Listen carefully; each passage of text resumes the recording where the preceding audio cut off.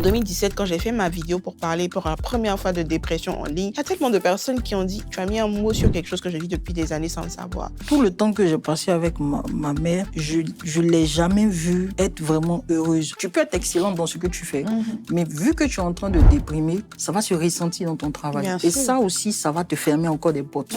La réaction qu'on a en fait par rapport à une situation donnée va aussi dépendre de notre personnalité. Les problèmes de santé mentale, c'est des problèmes réels pour lesquels il faut aller voir des médecins. Aujourd'hui, je me regarde dans le miroir et je ne reconnais pas la personne que je suis. Entre nous, on peut tout se dire. Et surtout, on peut être soi, sans langue de bois. Parce que nos voix comptent. Et nos histoires aussi. Bienvenue dans Moussoya, votre espace de parole libre, de partage et de sororité. Ici, on parle vrai. On parle sans filtre. On parle de tout ce qui touche les femmes. Installez-vous, on démarre une nouvelle causerie.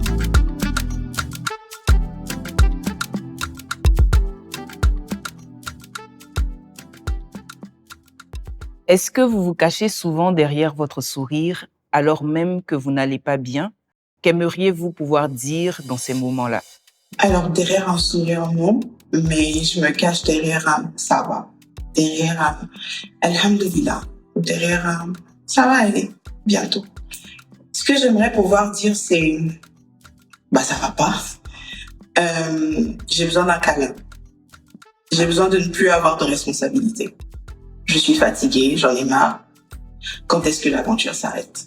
J'aimerais juste que certaines personnes autour de moi sachent que je suis souvent fatiguée, je suis souvent épuisée. J'ai besoin qu'on me donne un peu plus d'attention. J'ai besoin de recevoir aussi ce que je donne. Beaucoup de femmes se cachent derrière un sourire, derrière un ça va. Pas que les femmes, les hommes aussi. Et je pense que c'est dû à la société dans laquelle on est, où il faut toujours performer, toujours accomplir. Et on a peur parfois d'être jugé, d'être traité de faible. Et je pense que ce que beaucoup d'entre nous voudraient dire réellement, c'est qu'elles sont épuisées, c'est qu'elles veulent prendre du temps, c'est qu'elles veulent faire une pause, tout simplement. Avancer quoi qu'il arrive, même épuisées, même lorsqu'elles ne vont pas bien, même quand le poids des responsabilités est bien trop lourd à porter. Voici comment beaucoup de femmes affrontent la vie. Parce que dans bien des contextes, on attend d'elles qu'elles tiennent l'équilibre, qu'elles soient fortes, fiables, qu'elles répondent toujours présentes. C'est ce qu'on appelle la résilience des femmes africaines. Mais à un moment, cette force se transforme en quelque chose de beaucoup plus solitaire, beaucoup plus destructeur, qui use leur santé mentale. À travers le monde, les femmes sont les plus exposées à l'anxiété et à la dépression. En Afrique, beaucoup d'entre elles le luttent en naviguant dans ces eaux troubles, pas parce qu'elles sont blessées ou brisées ou faibles, mais parce qu'elles n'ont pas parfois les mots pour exprimer ce qu'elles ressentent, parce qu'elles n'ont pas d'accès à un soutien ou pas d'espace pour déposer tout ce qu'elles portent. Justement, l'épisode d'aujourd'hui se veut être cet espace, un interstice entre ce que nous montrons et ce que nous ressentons vraiment. Vous l'aurez compris, être femme aujourd'hui, prendre soin de sa santé mentale, entre silence, tabou et obligation, c'est le thème de cet épisode. Je suis Rita José Seri et vous êtes dans Moussoya.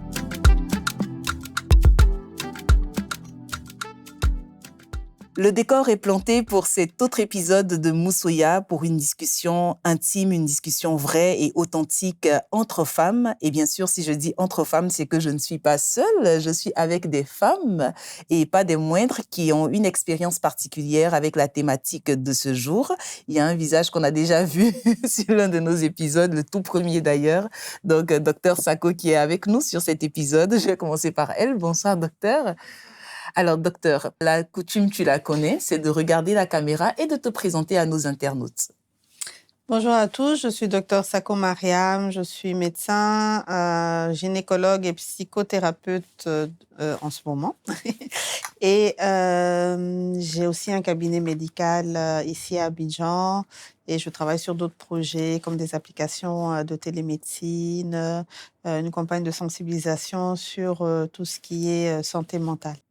Ok, je suis Grace Bailly, je suis scénariste de profession et à mes heures perdues, je suis aussi réalisatrice. Je m'appelle Sakina Traoré, je suis copywriter et responsable éditoriale en ce moment, passionnée de storytelling. On va dire ça comme ça. Merci aussi à Sakina. Alors, pour Dr Sako, je disais qu'on a un peu la maison, mais vous savez, pour cette émission, nous avons une première rubrique avec laquelle on démarre très souvent. C'est la rubrique qui nous permet de poser encore plus le décor, encore plus le contexte, qui nous parle du mot du jour. Et c'est le mot autour duquel va tourner la discussion. Donc, on va partir tout de suite pour le jelly. La santé mentale est un état de bien-être psychologique, émotionnel et social qui permet à un individu de gérer efficacement le stress, de réaliser son potentiel et de contribuer à sa communauté. Elle n'est pas seulement l'absence de maladie, mais un équilibre dynamique influencé par des facteurs personnels, sociaux et environnementaux. La santé mentale est quelque chose que nous avons tous. Elle reflète la façon dont nous pensons, ressentons et faisons face à la vie à un moment donné. L'esprit et le corps étant profondément liés, l'état de notre santé mentale se reflète bien souvent par notre santé physique, à travers ce qu'on appelle des maladies psychosomatiques. Le corps finit alors par exprimer ce que l'esprit ne peut plus porter. Voilà, c'était le mot du jour. Et comme le jelly l'a dit, la santé mentale, ça, c'est une histoire de tous. Ça nous concerne absolument tous. C'est un état d'esprit qu'on a tous. C'est un bien-être psychologique. Et donc, moi, j'ai envie de savoir, par rapport à vos différentes expériences, qu'est-ce que l'expression santé mentale évoque chez vous, en dehors de la définition générale, un peu comme celle qu'on a eue, mais de façon personnelle, qu'est-ce que la santé mentale évoque par rapport à votre expérience? Je vais commencer par Grace. Si je veux faire court, déjà merci pour la question. Si je veux faire court, la santé mentale pour moi, c'est l'absence des êtres chers. J'ai déjà vécu ça, donc ça a débuté quand j'ai commencé à perdre les êtres chers. Donc c'est un peu ça. On retient ça déjà, peut-être on aura forcément le temps d'approfondir au cours de la discussion. Et je me tourne vers Sakina pour savoir ce que ça évoque chez toi quand on parle de santé mentale dans le cheminement de ta vie. La santé mentale, ça a été pendant longtemps pour moi, on va dire quelque chose sur lequel je n'arrivais pas à mettre de mots. Donc je savais que je n'allais pas bien, mais je n'allais pas bien, pas au sens commun de la chose, pas au sens que tout le monde comprend, en tout cas, que la majorité des gens comprennent. Donc ça a été pendant longtemps une sorte de mystère pour moi. Est-ce que... C'est peut-être pas drôle, mais pendant un long moment, j'ai cru que j'avais une tumeur au cerveau. Parce que je me disais, mais pourquoi je me sens tout le temps bizarre comme ça dans la tête? Donc ça a été quelque chose de très énigmatique pour moi. Et puis après, ça a été quelque chose que j'ai appris justement à apprivoiser, que j'ai appris à protéger aussi, à ne pas trop me pousser, à respecter mes propres limites. Donc, en apprendre plus sur la santé mentale, ça m'a permis à moi me respecter un peu plus et à me protéger mieux. Et j'ai envie d'ailleurs de savoir, avec ce que tu dis, comment ta compréhension de la santé mentale a changé au fil du temps? À quel stade de cette compréhension tu en es aujourd'hui? Déjà, avant, j'en avais aucune compréhension. J'avais beaucoup de questions que je regardais pour moi parce que je ne savais pas comment formuler les choses, je ne savais pas à qui en parler, etc. Donc, au début, c'était comme je disais, c'était quelque chose d'énigmatique. Je savais même pas que ça existait ou quoi que ce soit.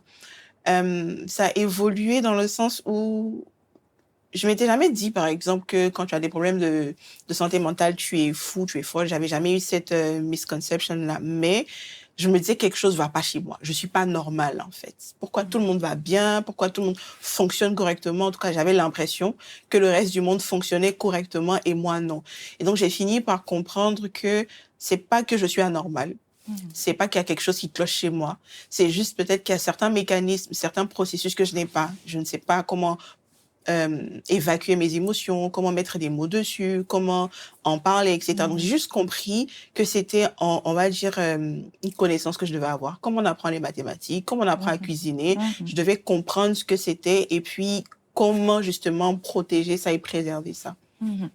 Et avec ce que tu dis, je retiens certains éléments, déjà l'incompréhension, le fait de ne pas forcément pouvoir mettre des mots dessus. On a Grace qui a parlé aussi de perte des êtres chers. Alors, docteur, j'ai envie de savoir, aujourd'hui, selon toi, quelles sont les mauvaises compréhensions ou sinon, qu'est-ce que les gens comprennent encore mal au sujet de la santé mentale? Bon, je pense que la santé mentale, déjà, c'est pas vraiment expliqué, hein. C'est pas vraiment expliqué. Je pense que c'est depuis un certain temps qu'on met l'accent dessus pour essayer d'en parler, etc. Mais je veux dire, même les parents ne parlent pas de santé mentale à leurs enfants. Eux-mêmes, nos grands-parents ne leur ont pas parlé de santé mentale. Donc, tout ce qui est côté émotion, c'est pas vraiment pris en compte. On connaît, OK, la colère, la tristesse, etc. Mais on n'apprend pas à les analyser, à comprendre d'où ça vient, comment les gérer pour pas que ça prenne le dessus par moment. Et justement, pour pouvoir se ressourcer. Moi, je dis que la santé mentale, c'est comme une météo ou un thermomètre, en fait, intérieur qui permet de donner une indication. Et ben, quand, par exemple, il fait trop chaud, si c'est un thermomètre ou si il pleut trop, à ce moment-là, il faut se dire qu'il y a un petit souci et qu'il faut s'y intéresser. Voilà. Ça. Et malheureusement, il y a beaucoup d'idées reçues sur tout ce qui est problème de santé mentale.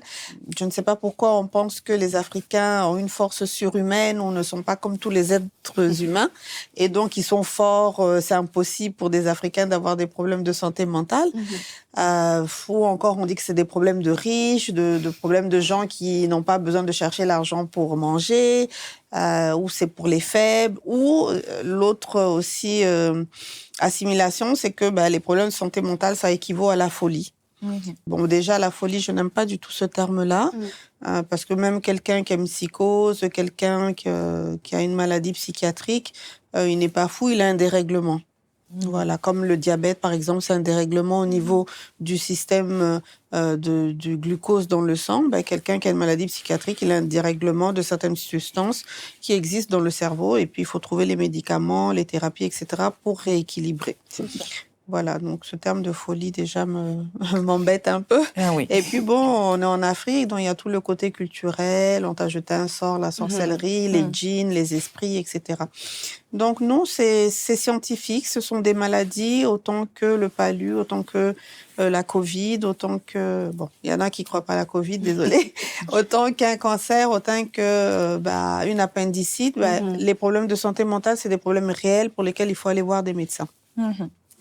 Je pense que ça, c'est déjà très bien dit. Ce sont des problèmes réels pour lesquels il faut aller voir des médecins, tout comme les problèmes physiques aussi, de santé physique, comme je le disais dans l'introduction. Et là, pour rentrer effectivement encore plus dans le vif du sujet, Grace, tu me disais tout à l'heure que tu as constaté, on va dire, des déficits au niveau de ta santé mentale lorsque tu as commencé à perdre des êtres chers. Donc, j'ai justement envie de savoir, est-ce que tu peux nous parler de ce moment où tu n'allais vraiment pas bien, mais tu continuais tout de même d'avancer dans ta vie comme si c'était le contraire? Ok. Faut dire que moi, j'ai perdu mon père très tôt. Je ne l'ai pas vraiment connu. J'avais, je pense, 8 ans. Et j'ai vécu toute ma vie avec ma mère. Mais le truc est que je l'ai vu souffrir. C'est-à-dire tout le temps que j'ai passé avec ma mère, je ne l'ai jamais vue être vraiment heureuse, à part le jour où j'ai eu mon bac. J'explique rapidement. Avant que je n'aille faire la classe de terminale, maman me fait asseoir. Je ne sais pas si elle savait qu'elle devait partir. Elle me fait asseoir. Et elle m'explique que, Grâce, je t'en supplie, arrange-toi, donne-moi l'examen. Et c'était comme si elle avait tout un espoir sur moi. Je pense qu'elle a eu à faire des erreurs peut-être par le passé avec mes frères. Et elle comptait sur moi pour rattraper toutes ces erreurs. Du coup, je lui dis pas de problème. Je m'arrange. Je suis première de ma classe de tous les trimestres. Je suis première de mon centre. En fait, j'ai voulu vraiment lui faire ce cadeau-là. Et je lui fais ce cadeau. 1 mois après, elle décède. Et comment je l'apprends? Franchement, à partir de là, il y a eu beaucoup de choses qui sont créées dans mon esprit. En même temps, je savais ce qu'elle avait vécu. Plus ou moins, je connaissais son histoire, je connais sa famille. Je pense qu'elle avait une certaine culpabilité vis-à-vis de mon grand frère. Parce d'après ce que j'ai entendu, il arrivait un moment où elle devait faire un choix. Soit me mettre à l'école, soit lui continuer à envoyer à l'école. Et son choix s'est porté sur moi. Du coup, à partir de cet instant, je me dis, je dois réussir pour mon frère. Je dois réussir pour rattraper les erreurs de ma mère.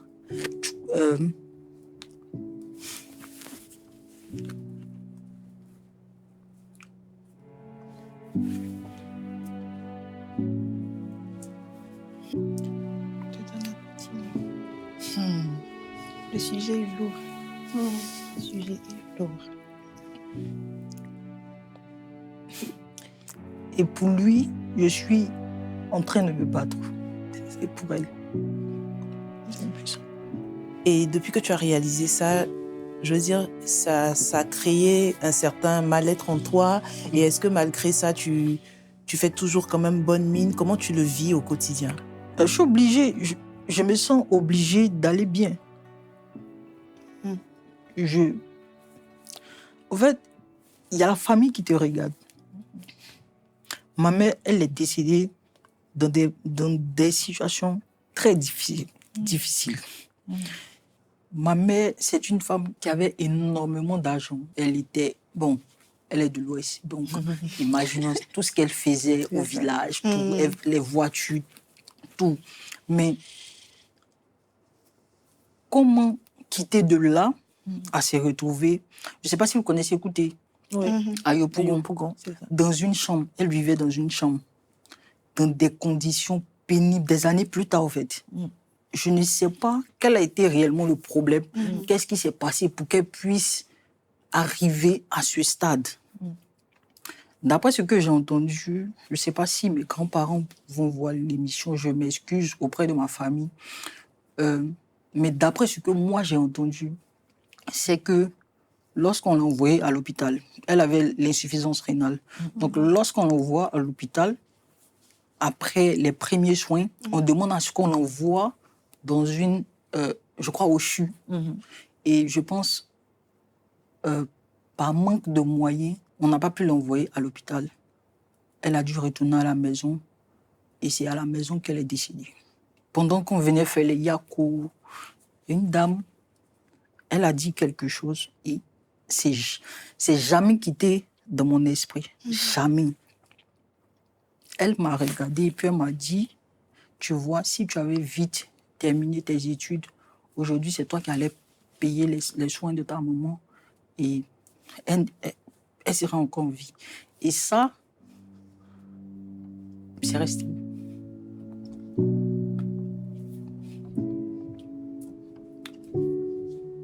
Moi, j'ai envie de la frapper, la dame. J'aimerais la rencontrer. À quel moment c'est la responsabilité d'une jeune fille, en fait? À quel moment on dit ça? Et à ce moment, tu avais quel âge? Tu venais d'avoir le bac? Oui, c'est ça. Donc, elle ne pouvait pas faire plus vite que le temps. Et je culpabilise chaque jour. Aujourd'hui, par la grâce de Dieu, j'ai un boulot. Mais je vous assure, quand je reçois mon salaire,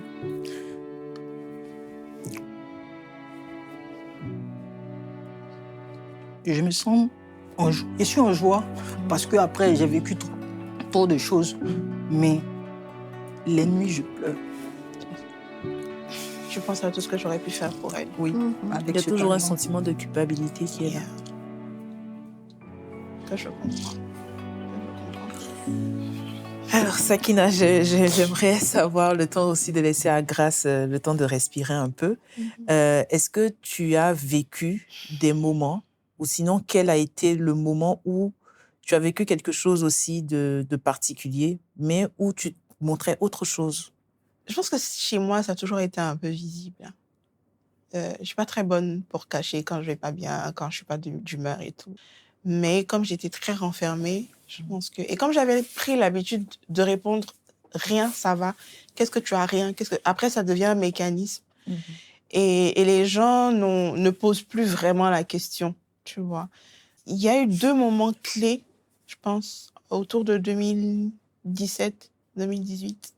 Et là, je pense que c'est beaucoup de choses qui m'ont rattrapée. Parce que, comme je le disais en début d'émission, je n'ai jamais su comment gérer mes émotions, comment les accepter. Le conseil qu'on m'a le plus donné dans ma vie, c'est apprends à laisser couler, apprends à laisser partir. Mais personne ne m'a jamais dit c'est quoi apprendre à laisser partir. Qu'est-ce qu'il faut faire exactement pour que les émotions sortent.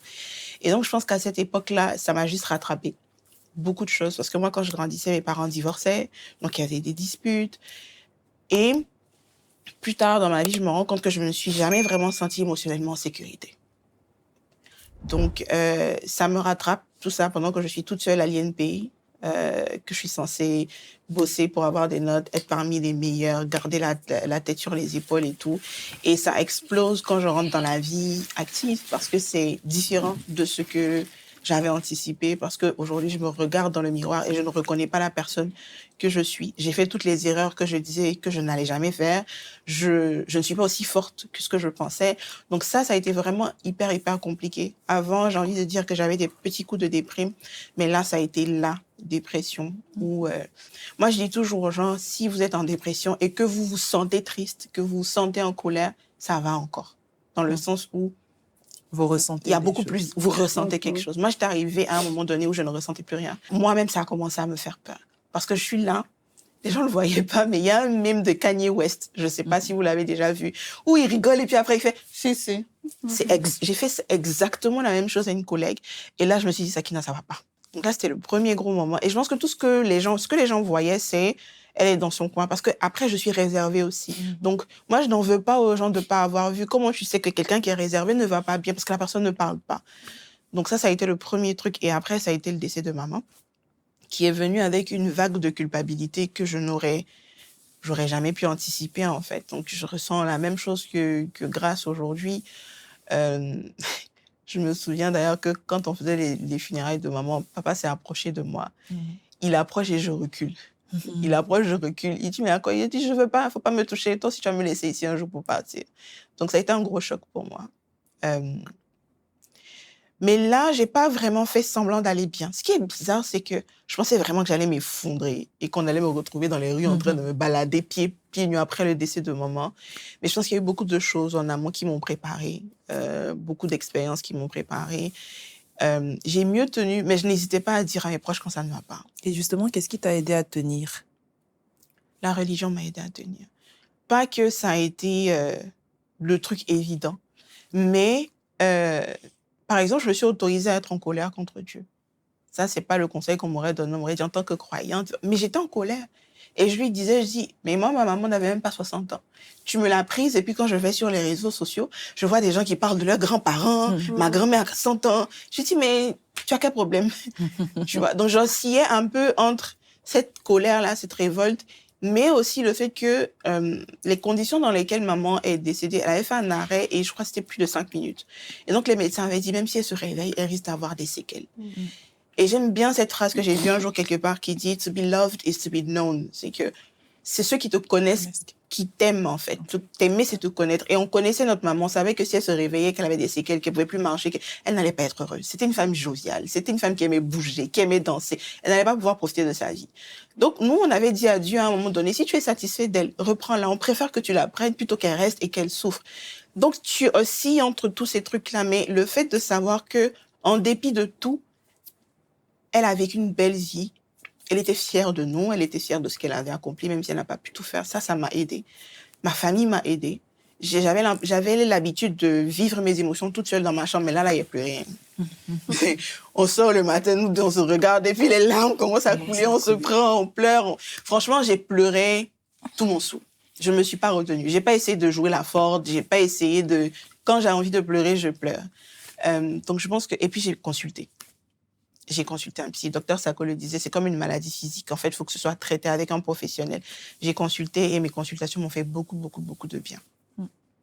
Et docteur Sako, j'entends deux expériences différentes avec Sakina et Grâce. Je me demande effectivement, quand on vit ces différentes expériences-là, c'est sur quoi qu'on s'appuie pour se relever ou pour continuer d'avancer?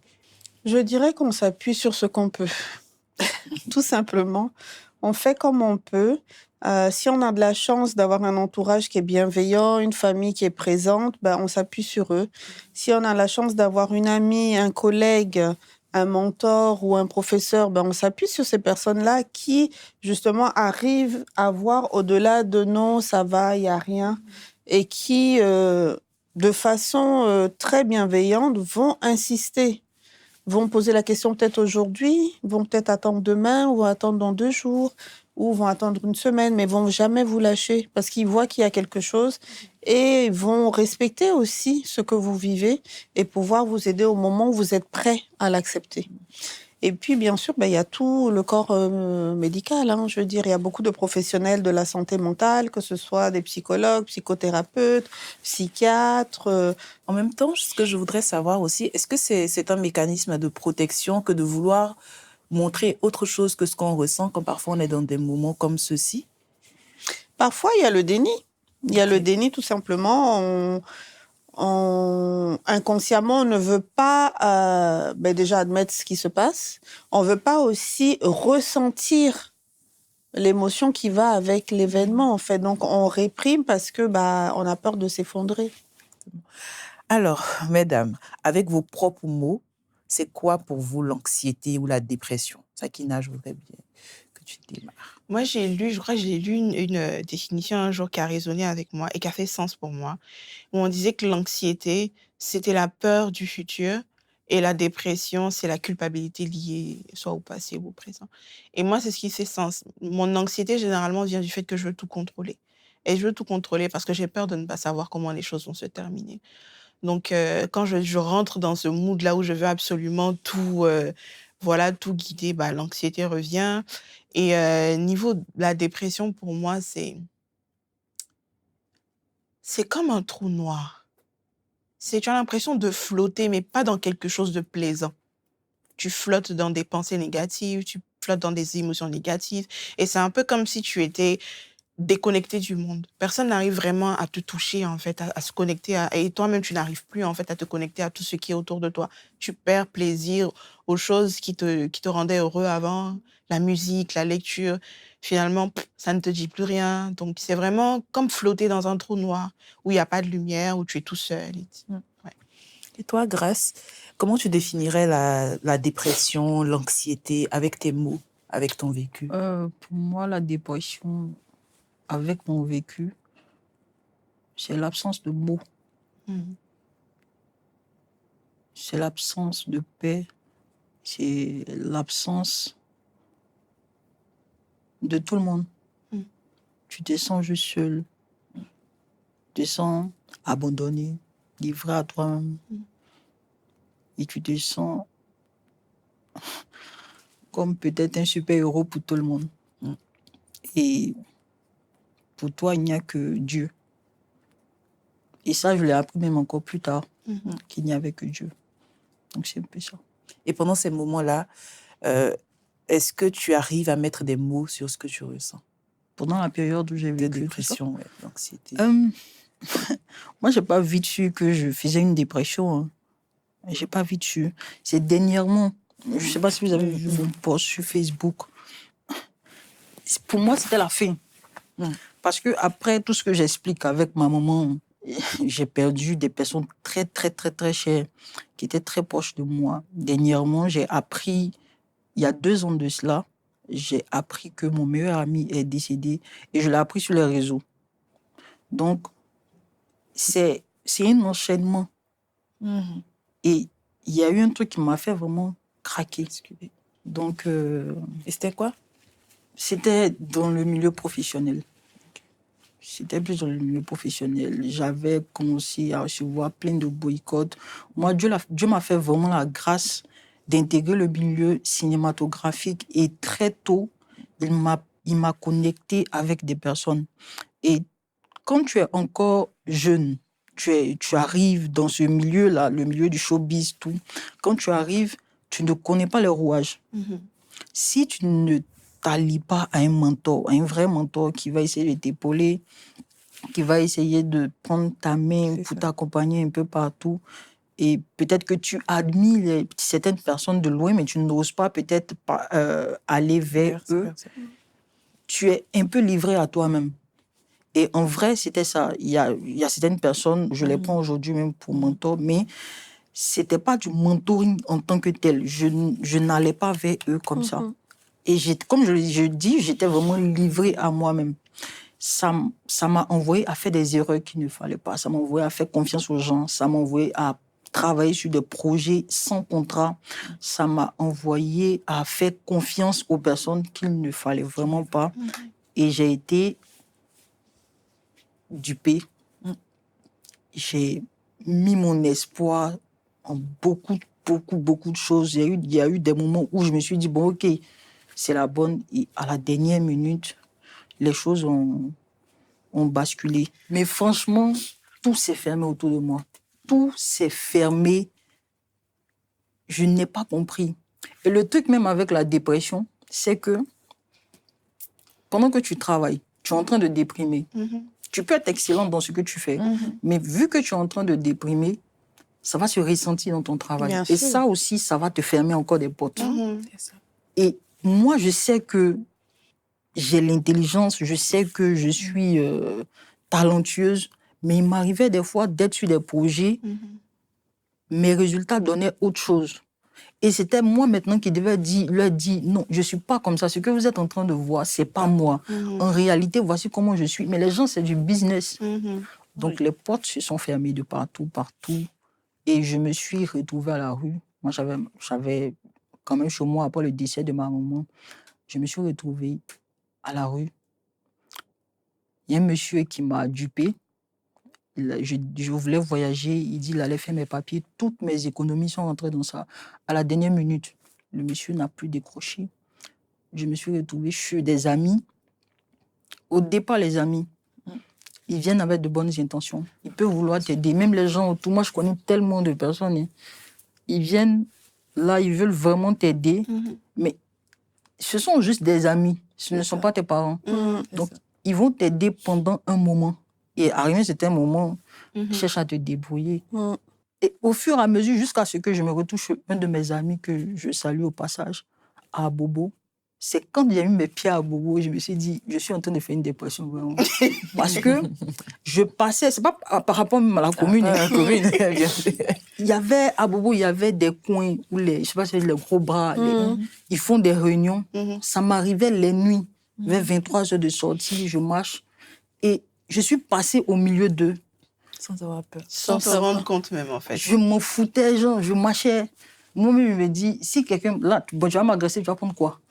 Et puis, ce que tu dois me faire, c'est qu'il ne voit plus ce qui va m'arriver encore plus. Et mon ami, après, il m'a dit qu'il avait des retards par rapport au loyer. C'est là que j'ai regardé Dieu. Il dit, c'est que là, c'est la fin, en fait. Parce que je ne sais plus où j'allais partir. Et bon, j'ai dû faire le poste que vous avez vu. Ok, alors, je pense que cette thématique-là ramène beaucoup d'émotions et ça m'amène à cette question de savoir plus spécifiquement par rapport aux femmes.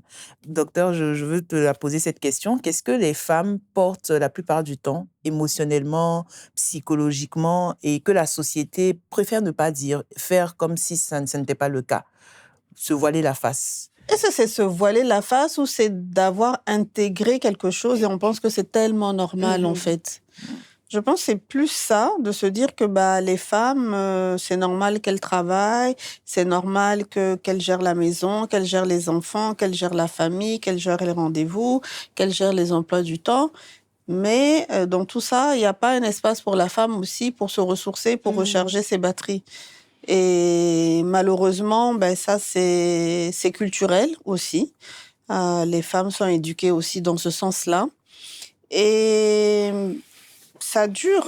Je veux dire, nos mères, nos grands-mères étaient déjà dans ce moule-là. C'est maintenant même que ça se détend un petit peu. Sinon, je parlais avec ma maman il n'y a pas très longtemps. Elle me disait, mais si vous saviez tout ce que vos grands-mères et nous-mêmes avons dû endurer, voilà. On attend beaucoup des femmes et on ne leur laisse pas d'outlet pour pouvoir s'exprimer, pour pouvoir se ressourcer. Parce que quand une femme commence à se plaindre et dire « Ah, ben, je suis fatiguée, j'aimerais me reposer », ben, pourquoi toi tu es fatiguée? Les autres le font, c'est quoi ton problème? Tu n'aimes pas tes enfants, le foyer repose sur la femme, le mariage est dans la main de la femme. Et pourtant, on est censé être le sexe faible.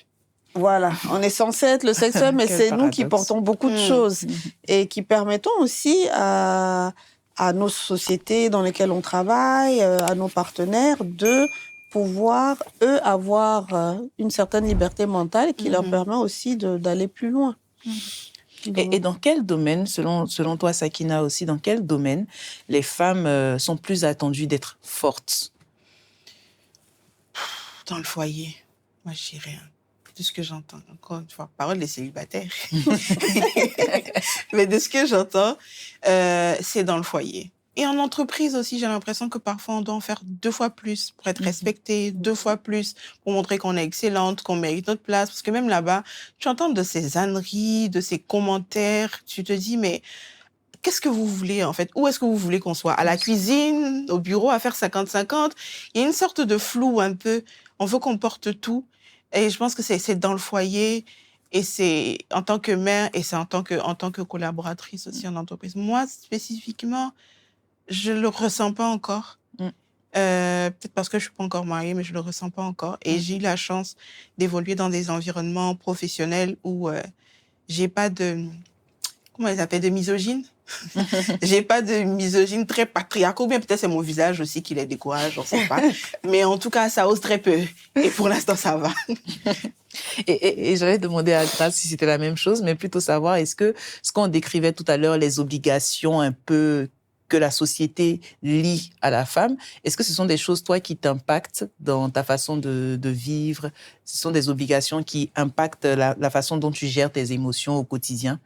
Mais moi, encore plus, regardez mon style. je dois être un peu plus forte que tout le monde.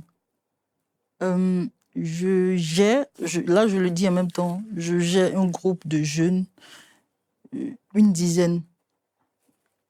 Je leur disais la dernière fois, moi, je n'ai pas eu la chance d'avoir des gens qui m'ont dit, je te fais confiance, je mise sur toi, je vais essayer de te mettre à la lumière. Donc, c'est ce que j'essaie de faire un peu avec ces jeunes-là. Je n'ai pas de grands moyens, mais en tout cas, quand je reçois quelque chose, j'organise un petit tournage pour eux et puis je publie sur les réseaux. Et pour ces jeunes-là, par exemple, je suis obligée d'être un peu plus forte. Et aussi, j'ai vu ma maman être au-dessus même de la moyenne parce que il y avait moins à gérer, mes frères, il y avait sa santé à elle. Elle était toute seule, elle s'est battue. Elle s'est vraiment battue pour moi. Maman, je n'ai jamais vu une femme, même dans la maladie, en train de se battre comme ça. Et je fouillais dans ses affaires. Une fois, je cherchais un de mes papiers et je suis tombée sur un reçu de paiement. Elle recevait 15 000 francs chaque fin du mois. On était là, en 2018, là. Elle recevait 15 000 francs. Et elle arrivait à payer le loyer, elle arrivait à me donner 300 francs pour aller à l'école chaque jour. Je faisais la journée avec. Et je me rends compte que les femmes sont des hommes masqués. Franchement, elles sont... je sais pas. En tout cas, ma maman, c'était mon héros, Voilà. Et avec ce que tu dis, avec les jeunes avec lesquels tu es, et même toute l'histoire que tu nous racontes par rapport à ton expérience, est-ce qu'il y a des moments où tu as honte de ne pas aller bien? C'est-à-dire, avec déjà tout ce que tu as traversé, est-ce que tu te dis que tu as honte parfois de te sentir mal? Honte? Pas honte. Mais je me dis que j'ai pas le droit d'aller mal. Il y a plein de jeunes qui me voient comme un modèle. Et j'ai pas le droit de m'effondrer. Bon, je sais pas s'ils vont couper la partie. On coupe pas. J'ai pas le droit de m'effondrer devant eux. Parce que je me dis, je dois être un modèle. Je dois refléter quelque chose de bien, surtout en termes de détermination. Je pense que aussi il y a beaucoup de personnes qui comptent sur moi. Et pour toutes ces personnes-là, pour mes petits frères, je dois me battre, quoi qu'il arrive. Et puis surtout, je dois inscrire le nom de ma mère dans l'esprit de tout le monde. Pour que, de là où elle est, soit fière. Sois fière. Moi, j'aurais une question pour Grace, justement. Quand elle dit qu'elle n'a pas le droit d'aller mal, mais est-ce que l'un empêche l'autre? Parce que si, disons, entre guillemets, il y a un mal-être quelque part, est-ce que venir et puis tacler ce mal-être-là, donc l'enlever, est-ce que c'est pas plus bénéfique plutôt que de mettre un couvercle dessus et puis traîner ça pendant longtemps, tout en faisant les autres activités, bien sûr, parce que on peut ne pas être bien, mais on a tous les exemples, mais on continue d'avancer de toute façon, n'est-ce pas? Donc autant, en avançant, essayer de régler aussi la petite partie. Il faut dire que je pense que c'est la peur d'ouvrir la boîte de Pandore. Moi, je sais qu'il y a parfois un peu de honte, dans le sens où je me sens ingrate. Parce qu'en vrai, aujourd'hui, les choses pour lesquelles je pleure, je me dis, mais Sakina, il y a plein d'autres bénédictions dans ta vie. Tu travailles, tu as l'occasion d'explorer, de voyager, tu as une très belle famille, des amis. Enfin, genre, je veux dire, je suis plutôt bien entourée. Donc, quand je pleure, j'ai souvent ce truc-là de me dire que, toi aussi, tu exagères. Surtout que je viens de loin.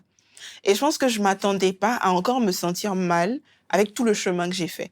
Je pensais vraiment que j'allais arriver à un point de ma vie où, ça y est, je suis forte. C'est ça. Genre, il n'y a plus rien qui peut me... Je suis forte et puis c'est bon et puis je sais ce que je dois faire dans chaque situation et tout. Mais en fait, je commence à plus comprendre que ce sera un truc de tous les jours jusqu'à la fin, quoi. C'est aussi une question de personnalité, hein. Je veux dire, parce que... c'est vrai qu'on parle d'anxiété, de dépression, de choses comme ça, c'est les plus évidents, mais il y a tout ce qui est, en termes de personnalité, la neurodivergence.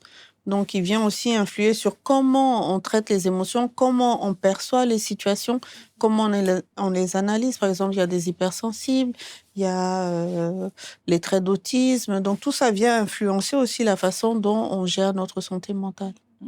Parce que moi, avec ce que Sakina dit, je me sens plus dans ce style-là. J'ai l'impression que ça ne sera jamais tout blanc, tout rose. Donc, je ne sais pas si c'est effectivement en fonction des traits de personnalité de se retrouver avec l'impression que même quand les choses semblent aller mieux, il y a toujours un petit quelque chose qui, pour moi, cloche et qui parfois peut me rendre un peu triste, peut me rendre plus mal que cela, pendant que, oui, il y a des éléments de ma vie qui sont à un certain niveau, mais ça n'enlève pas ce côté de tristesse qui, pour moi, même aujourd'hui, j'ai envie de dire, semble être permanent. Donc, est-ce que c'est effectivement lié aux traits de personnalité? Ça influe parce que la réaction qu'on a en fait par rapport à une situation donnée va aussi dépendre de notre personnalité. L'autre chose, c'est est-ce que véritablement on s'assoit pour se dire, OK, qui je suis, qu'est-ce qui est important pour moi et qu'est-ce que je veux véritablement pour ma vie? Est-ce qu'on fait ce travail-là en se dissociant complètement des attentes de la société? Parce qu'il faut se dire qu'on est beaucoup dans des diktats et on cherche à suivre le moule, en fait. Parce que qui a dit qu'il faut avoir son bac à 18 ans, finir ses études à 26, se marier à 30, faire des enfants, avoir une maison avec un chien, pouvoir aller 2 fois par an en vacances, avoir sa voiture, aller à Sini les week-ends. Mais qui a décrété que c'est ça la bonne vie, en fait? Et je trouve que, en tout cas ici en Côte d'Ivoire, on est trop dans ce moule-là. Voilà. Peut-être qu'on se met une pression. Oui, on se met une pression et donc du coup, comme vous dites, des fois on est bien, mais comme on peut pas aller à Sini le week-end et que tout le monde va à Sini le week-end, on est triste. Parce que on n'a pas forcément le boulot qui nous permet d'avoir les revenus nécessaires pour faire ça et donc on sent un manque. Mais est-ce que si on s'interroge profondément, ce week-end à Sini, il nous apporte quoi au final? Est-ce que c'est pour se dire que je fais partie d'un certain groupe, ou peut-être même les gens ne t'aiment pas? Ou c'est pour se dire que, les gens vont voir que moi, je peux aller à Sini? C'est ça les vraies questions qu'on doit se poser. Et si on se pose véritablement ces vraies questions-là, moi je pense qu'il y a beaucoup de choses que vraiment on va laisser tomber. On va laisser tomber parce qu'on va se rendre compte que finalement, je suis en train de faire les choses qui, moi, me ressourcent, les choses qui sont importantes pour moi. Et il faut se départir du regard de la société, le regard des autres. Et ça, c'est difficile à faire souvent. Et là, Moi, docteur... je voulais demander allons-y, quelque chose à Sakina. docteur. Pour des choses sur lesquelles, si je m'assois, je me pose des questions et que je me rends compte évidemment que c'est moi qui veux ces choses, pas forcément parce que la société le veut, mais que je n'ai pas de contrôle sur comment avoir ces choses. Par Pourquoi exemple, tu n'as un pas boulot, de contrôle? par exemple, un époux, un enfant. Je ne peux pas vraiment me dire, je suis enceinte, j'ai ce que je veux. Il y a ma part que je peux faire, probablement, mais je ne peux pas contrôler quand ça arrivera. Comment je gère l'attente? Mais c'est en se focalisant sur les choses positives qu'on a dans notre vie, c'est en se créant des habitudes qui nous font plaisir. Vous aimez peindre, vous aimez dessiner, vous aimez voyager, vous aimez faire du sport, vous aimez aller au restaurant, faire du béret avec les amis. Tout ça, vous comblez votre temps, en fait. Il faut combler le temps. Il ne faut pas rester dans les défis. Oh, moi, je dois me marier, j'ai 28 ans. Oh, à 29 ans, je ne suis pas mariée. Oh, à 30 ans, je ne suis pas... Mais si vous focalisez sur le problème, vous ne verrez pas tout ce qu'il y a autour, en fait. Et docteur, je pense que depuis notre petite discussion, on vous fait partager l'expérience de docteur. Mais là, tout à l'heure, on parlait de la pression des femmes et de tout ce qu'on peut avoir comme peut-être charge qui use notre santé mentale. Et j'ai bien envie de connaître aussi votre rapport à la santé mentale en tant que femme avec des responsabilités dans la vie sociale, dans la vie professionnelle. Est-ce qu'il y a des moments où effectivement aussi vous avez été un peu à bout et vous avez senti que la santé mentale commençait à être un peu déstabilisée à votre niveau? Oui, comme tout le monde. Comme tout le monde, à plusieurs reprises. Hein. À plusieurs reprises, je peux parler de plusieurs choses. Moi, je suis divorcée, donc déjà... à l'époque, moi, je me suis mariée. Bon, j'étais dans l'idée, comme tout le monde, on ne se marie pas pour divorcer, n'est-ce pas? Donc déjà, ça a été un deuil de pouvoir accepter cette situation-là. Bien vrai que ça a été ma décision, mais voilà, il y a quand même tout un réajustement de vie à faire parce qu'on se marie, on imagine beaucoup de choses, on se projette dans l'avenir, etc. Donc après ça, j'ai consulté également pour pouvoir justement rebondir après mon divorce. J'ai aussi perdu mon père en 2020. En plein Covid, donc les aéroports étaient fermés, donc j'ai pas pu venir. En même temps, à ce moment-là, j'ai été gravement malade. À l'époque, j'étais sourde, et ce qui fait que je ne lui avais pas parlé pendant un certain temps, puisque je n'entendais pas. Et donc, ça a été difficile. Ça a été difficile de pouvoir faire le deuil, parce que je ne suis pas venue, etc. Donc, j'ai dû attendre pour venir et tout ça après. Et comme l'a dit Sakina, moi, ce qui m'a aidée aussi, c'est que je pense que mon père a su qu'il devait partir à un moment donné. Pas qu'il le savait parce qu'il était malade, c'était vraiment inattendu. Mais il avait fait un audio pour dire que vraiment, lui, s'il décède, il ne veut pas qu'il y ait de monde à son enterrement, à son mariage, à son enterrement, et que vraiment, il veut faire un petit truc. Et donc, bon, il est mort pendant Covid, donc il n'y avait pas de rassemblement. Voilà, il a eu les funérailles vraiment qu'il souhaitait. Et donc ça, ça a été la consolation, en fait. Hein. Donc voilà, donc je pense comme tout le monde, même je veux dire, défis du travail. Je suis entrepreneur, j'ai un cabinet, j'ai des employés. J'ai pas vécu en Côte d'Ivoire, et donc quand je suis arrivée, c'est un apprentissage aussi de savoir comment ça marche, le système ici, monter une entreprise, ne pas avoir les bonnes informations, les gens qui essayent de vous prendre de l'argent, de profiter de vous. Donc ça aussi, c'est un défi. Je pense que j'ai fait un burn-out après l'ouverture de mon cabinet en 2024 parce que, je gérais tout. Je ne sais pas si je le disais la dernière fois. Nous, en tant que médecin, on fait nos études de médecine, mais on est la tête dans la médecine. Donc, tout ce qui est business, on n'y connaît rien du tout. Donc, c'était vraiment un apprentissage sur le tas.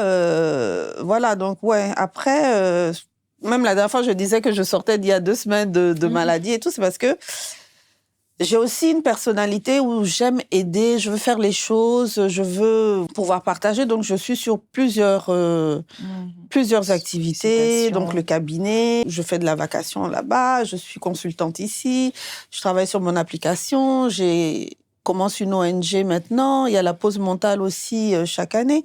Entre autres, un livre, les conférences, en tout cas. Ça fait beaucoup, donc je pense que 2026, en tout cas, je me suis donné comme directive, on va dire, de plus m'occuper de moi, de plus prendre du temps pour moi, pour me ressourcer, pour voilà, faire les choses. C'est pas toujours facile. C'est pas toujours facile, mais je pense que je fais de mon mieux. Et c'est déjà pas mal. Il faut être bienveillant avec soi-même. Et puis, voilà, comme je disais, essayer de voir le côté positif des choses. Hein. Je veux dire, je vais pas dire mon âge, mais j'ai un certain âge quand même. Et voilà, je suis célibataire. Donc, c'est vrai que des fois, on dit, ah, mais toi... Mais bon, aussi, je reste là pour me dire, ah oui, c'est vrai que là, j'avance. Voilà, j'ai pas d'enfant, je suis pas mariée. Comment ça se passe? Non, bah... J'ai une famille, mais ils sont bien portants, Dieu merci. J'arrive à faire aller au restaurant quand j'ai envie. Pas toujours, mais en tout cas de temps en temps. J'arrive à aller, voilà, des fois à Sidi, Bassam, j'arrive à voyager. Pas tous les ans peut-être. Ça dépend des projets en cours. Voilà, j'ai des amis, j'ai un bon réseau. Professionnellement, je peux dire que ça va, on commence à me connaître. Donc, je préfère m'attarder sur ces choses-là. Et puis, le reste viendra. Et puis, bon, si on est croyant, il faut croire en Dieu aussi. Tout ne peut pas arriver au même moment. Et tout ne peut pas arriver parce qu'on en a envie là. Peut-être que là n'est pas le bon moment pour soi et que ça viendra après ou ça ne viendra pas. C'est ça. Et c'est ce côté qui est peut-être difficile à intégrer, de se dire que soit ça viendra ou ça ne viendra pas. Et tout à l'heure, docteur parlait du fait de pouvoir se donner peut-être des directives. Je me dis que souvent aussi, dans la gestion de tout ceci, on se dit qu'il faut prendre du temps pour soi. Et est-ce que vouloir avoir un peu de solitude peut se transformer peut-être en l'isolement? Est-ce que vous avez déjà vécu des moments où vous avez voulu prendre du temps pour vous, mais vous avez été à la limite de l'isolement, entre la solitude et l'isolement? Sakina. Pour moi, pratiquement toute ma vie, j'étais solitaire. Et je me suis isolée moi-même. Parce que j'ai envie de dire que le premier cocon dans lequel j'étais n'était pas très stable émotionnellement. Comme je disais, il y avait beaucoup de disputes, beaucoup de moments où je me suis sentie abandonnée aussi. Quand tu te réveilles un matin et que la moitié de la maison n'est plus là, ça laisse un grand choc. Et donc, moi, pendant longtemps, même aujourd'hui, je vais pas me mentir, faut pas que je vais faire genre... J'ai peur de l'intimité avec les gens. J'ai peur des relations où j'ai l'impression que, après, tous les gens ont le libre arbitre. Du jour au lendemain, il peut partir, il peut mourir, il y a tout qui peut arriver. Et donc, j'ai ce truc-là où je me garde, en fait. Il y a un certain niveau que je ne m'autorise pas forcément à dépasser. Donc, ça fait que je me suis longtemps isolée. Aujourd'hui, j'apprends quand même, j'ai des amitiés qui durent depuis 10 ans. J'apprends quand même à tisser des relations avec les gens, même si j'ai quand même encore une partie de moi qui est gardée. Je ne suis plus isolée, mais j'ai des moments où j'aime bien être seule pour me ressourcer parce que je suis en majorité introvertie. Donc, je reconnais ça en moi. Je sais que je peux pas être tout le temps exposée à des gens. Je peux pas être tout le temps en train de parler à des gens. Donc, je sais aujourd'hui que être seule, pour moi, ça me permet de me ressourcer. Donc, je ne le prends pas en mode je manque des choses ou voilà. Mais c'est vrai que pendant longtemps, quand même, j'ai été isolée. Et être isolée, c'est lourd à porter. Grâce, je te voyais acquiescer par rapport à ce que Sakina a dit. Donc, Oui. Bon, moi, j'ai beaucoup d'épisodes dans ma vie. Hein. Il y a eu, juste après le poste, je sais pas, les gens aussi ont vu le poste de Madame Kadi. Voilà, donc quand elle me récupère, je ne sais pas si je vais dire heureusement ou bien malheureusement, il y a eu... il a fallu m'opérer. J'avais une boule dans le ventre et pendant l'opération, il y a une erreur qui a été faite, médicale, où ils se sont trompés sur mon groupe sanguin. Du coup, ça m'a donné une insuffisance rénale. Et je me suis retrouvée dans un hôpital, là, et c'est Madame Kadi même qui a pris tous les frais. Je lui dis encore merci pour ça. Et pendant cette période-là, plein de personnes ne savaient pas ce que je vivais. Mais tout le monde, surtout dans le milieu, le milieu professionnel, tout le monde avait vu le poste qu'elle avait fait. On elle avait dit qu'elle allait me confier un projet. Donc, Madame Kadi, quand même, les gens se sont mis beaucoup de choses dans la tête et que ça allait maintenant chez moi. C'était la perception qu'ils avaient. Mais personne ne savait que j'étais hospitalisée, j'étais entre la vie et la mort. Et j'étais juste en train de lutter contre, comment je vais dire ça, l'insuffisance rénale. Et lorsque, un mois plus tard, par la grâce de Dieu, c'était une insuffisance rénale aiguë. Donc, un mois plus tard, le médecin m'annonce que je suis totalement guérie. Et franchement, le fait d'être passé si près de la mort a fait que je me suis dit, il faut que je prenne du temps pour moi. Il faut que je fasse une pause sur tout. Et quand je dis tout, c'est vraiment tout. Je suis restée totalement dans mon coin. J'avais plus envie de parler à quelqu'un. Et ça, je ne sais pas si c'est la dépression, mais j'avais besoin d'être là pour moi-même. Et c'est ce que j'ai fait. Malheureusement, les gens ont mal interprété parce que c'est ce que même je fais jusqu'à aujourd'hui. Je suis actuellement dans mon coin. Je sais qu'il y a beaucoup de personnes qui m'ont aidé par le passé, qui se disent que ça va chez elle maintenant, donc elle nous a oubliés. Mais c'est pas ça. J'en profite en même temps de votre écran pour leur dire que ça n'a absolument rien à voir. Absolument rien à voir. Mais je pense que si je ne m'éloigne pas un temps soit peu, ce qu'on risque maintenant d'arriver. Donc, je prends mes précautions et le moment venu, je vais revenir, je vais peut-être refaire certaines choses, mais pour l'instant, j'ai juste besoin d'être avec moi seule. Et docteur, cette ligne entre besoin de solitude par moment et isolement, elle est très mince. Qu'est-ce qu'il faut faire ou que faut-il pour ne pas dépasser la limite et finalement se retrouver en total isolement qui pourrait créer peut-être d'autres choses encore? En fait, ça va dépendre de l'intention. Ça va dépendre de qu'est-ce qui fait qu'on s'isole. Par exemple, elle a dit, c'est une réalisation, en fait, de se dire, demain, je peux partir. C'est comme si on fait une rétrospective sur sa vie et qu'on se dit, bon, là, je me pose pour mieux préparer le devant. Là, c'est positif. Mais si on s'isole parce que on se dit que je suis nulle, de toute façon, les gens m'aiment pas vraiment, je préfère rester là parce que les gens peuvent m'abandonner, ce genre de choses. Là, on est plutôt, dans un syndrome dépressif. Et là, c'est pas bon parce que c'est des ruminations qui ne vont pas s'arrêter et qui vont nous plonger de plus en plus, jusqu'au point où on n'arrive même plus à demander de l'aide, en fait. Exactement. Et Sakina, tout à l'heure, tu parlais du fait que ça peut être un trait de caractère pour toi, vu que tu es introvertie. Mais je sais qu'aujourd'hui, sur les réseaux sociaux, tu es beaucoup présente. Donc, est-ce que les réseaux sociaux jouent un rôle aussi dans ta façon de gérer tes émotions? Est-ce que c'est un canal d'expression qui vient peut-être remplacer un autre dans ta vie? Oui, ça en fait un peu des deux. Et d'ailleurs, mon utilisation des réseaux sociaux a beaucoup changé avec le temps. Et je dis que je n'arrêterai jamais parce que en 2017, quand j'ai fait ma vidéo pour parler pour la première fois de dépression en ligne, il y a tellement de personnes qui ont dit, tu as mis un mot sur quelque chose que je vis depuis des années sans le savoir. Ça délie les langues. Ça permet aux gens de mieux se comprendre, de se dire, je ne suis pas seule. Et c'est la raison pour laquelle j'avais aussi lancé mon podcast. Donc, je ne vais pas arrêter de partager, mais je vais mieux choisir quand partager et quoi partager et comment le partager. Donc, en ce sens-là, les réseaux sociaux, oui, ça me permet de me libérer. Mais j'avoue aussi que ça pèse parce que je suis tellement dessus que inconsciemment, tu ne fais que comparer ta vie à celle des autres, en fait. Ça te dire que, mais lui, il a réussi ça, et elle a réussi ça, et moi, je suis encore là, etc. Donc, c'est vrai que c'est un couteau quand même à double tranchant. À double tranchant, ouais. Est-ce que c'est le cas aussi pour Grace parce que c'est sur les réseaux sociaux que tu as partagé la publication qui a un peu montré au monde ce que tu ressentais vraiment. Donc, comment les réseaux sociaux impactent la gestion de tes émotions? Comme je le disais, moi, je suis scénariste. Donc, j'utilise mon Facebook, on va le dire, pour montrer un peu ce que je sais faire. Même dans mes tests, je vais juste expliquer que je suis scénariste. C'est pour ça, à la base, que je fais. Et ce jour-là, quand je fais le post et que ça touche autant de personnes, tout le monde m'appelle, Mola. En tout cas, plein de personnalités m'ont appelé. Je me suis dit que c'est une force quand même.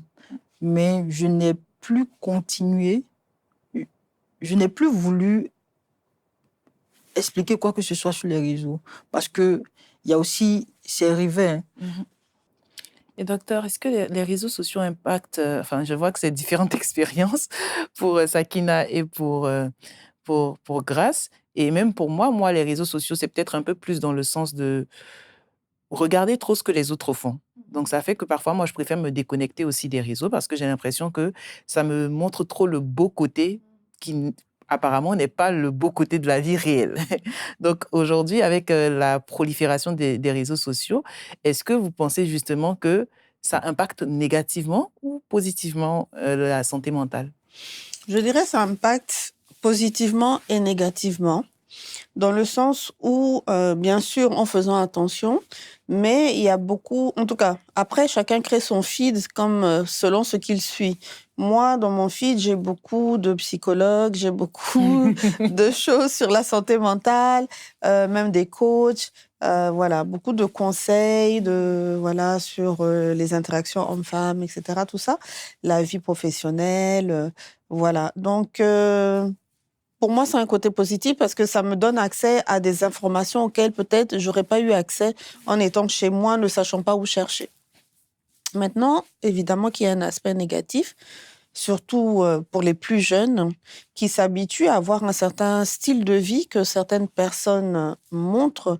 Mais ce qu'il faut pas oublier, c'est que peut-être, nous, la façon dont on consomme ou qu'on utilise les réseaux sociaux, c'est qu'on montre notre vie, on montre le making-of de notre vie. Voilà. Alors que ces personnes-là, elles montrent le best-of de leur vie. Ça n'a rien à voir. Par rapport aux réseaux sociaux, quand tu parlais de se déconnecter, moi, en fait, j'ai un sacré problème avec ça. Parce que sans m'en rendre compte, c'est devenu ce qui arrête mes pensées. Ce qui m'empêche de trop réfléchir, ce qui m'empêche de trop analyser, de trop ressentir. Et donc, il y a des moments où je sais pertinemment que je dois me déconnecter, je dois me retrouver avec moi-même. Mais si j'ai réussi à faire ça, c'est genre maximum une journée ou deux. Après, je trouve que il y a trop de bruit dans ma tête. Et le fait de scroller m'empêche de... Donc, c'est devenu une vraie addiction. En fait, le soir, je peux pas m'endormir sans scroller sur mon téléphone. Parce que sinon, je vais penser à ce qu'il faut pas penser avant de dormir. Exactement. Est-ce que tu procrastines beaucoup? Est-ce que je procrastine? Beaucoup. Ouais. Ça fait, je sais pas, un mois que je dois terminer les épisodes de podcast pour mon 30e. Ma copine m'a dit, juste quand tu vas avoir 31 ans, les épisodes là sont pas encore sortis. Donc oui, je procrastine beaucoup. J'aime beaucoup la question du docteur Sako parce que je suis totalement dans le profit de ce que Sakina dit, parce qu'aujourd'hui, pas que les réseaux, même toutes sortes d'écrans pour moi. Même quand je suis en train de faire la cuisine, j'ai besoin d'avoir ma tablette avec une série pour regarder et faire en même temps la cuisine. Sinon, je fais la cuisine, mais je pense à autre chose. Donc, j'étais même un jour en train d'enregistrer une vidéo avec ma petite sœur et elle a dit, OK, on peut lancer. Et j'ai demandé, est-ce qu'il y a de la farine? Elle dit, mais où est le rapport? Parce que juste le temps de faire le réglage du téléphone, j'étais en train de penser à autre chose parce que j'arrive pas à me concentrer que sur ça. Et justement, si j'ai pas quelque chose à faire, peut-être à regarder une série, à scroller sur Internet, je peux pas, mes idées vont partir dans tous les sens sur ce qui manque dans ma vie, dans la maison et tout en même temps. Et en même temps, oui, je procrastine beaucoup. Donc, je sais pas si tout ça c'est lié. Il y a un lien entre les deux. Oui. Il y a un lien entre les deux. On va faire le cercle des procrastinatrices. Mais en fait, la procrastination, souvent, c'est le symptôme. Ah, OK. Grace, tu procrastines aussi? Avant. Avant. Tu nous as laissé dans le... OK. Il y a quelques mois, j'ai arrêté.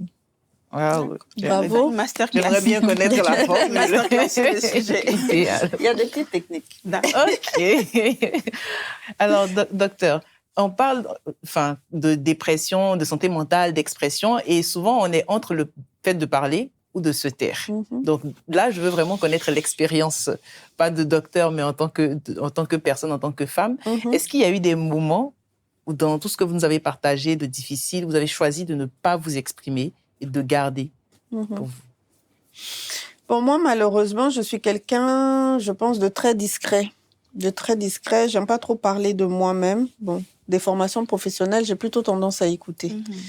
Voilà, donc... il y a ça. Il y a le fait aussi que je veux pas inquiéter ma famille. Donc, c'est vrai que j'ai tendance à garder longtemps les choses, mais je finis toujours par dire quand c'est trop. Voilà. Sakina? C'est à peu près la même chose. Avant, je gardais beaucoup plus longtemps. Maintenant, mon seuil de tolérance, j'ai l'impression qu'il a baissé. Peut-être parce que je me suis rendu compte aussi que en parlant, je me sentais mieux. Même si je vais pas trouver de solution, au moins les émotions sortent.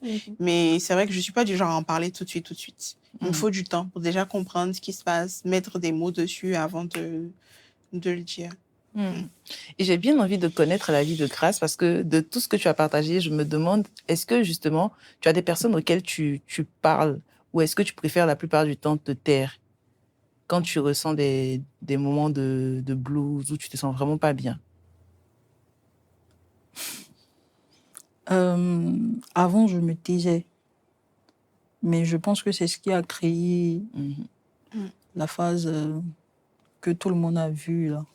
Et actuellement, j'ai une amie à qui je parle.